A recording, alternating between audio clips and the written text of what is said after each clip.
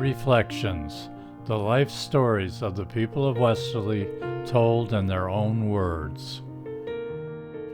Nancy Schilke grew up in Dunn's Corners, listening to the incredible stories of how her father, Henry Morris, risked his life in the dramatic rescue of 5 people during the Great Hurricane of '38. This is her story.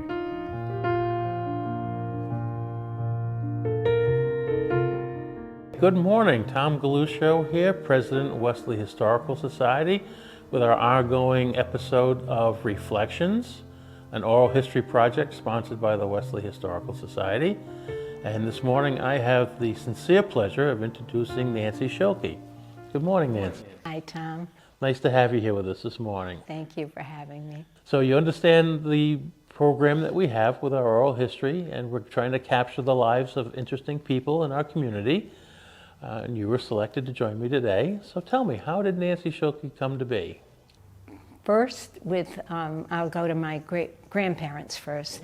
My grandfather, Morris, and my grandmother, Morris, Carrie Morris, had 3 sons, and my dad was the oldest.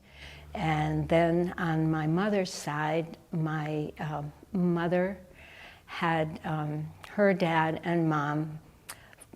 First, my grandfather, Kenyon, was born in Hopkinton, Rhode Island, and then his birth mother, passed away, and he and his dad moved to Glasgow, where he met my grandmother, eventually grew up there, and then my parents married and had 2 daughters, and they were 6 and 8 years old when I was born, and I was a surprise.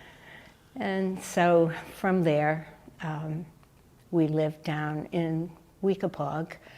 At the corner of Weekapaug and Cove Road, my dad was a builder and built a house there. Okay. And that's how spot. We started. Yep.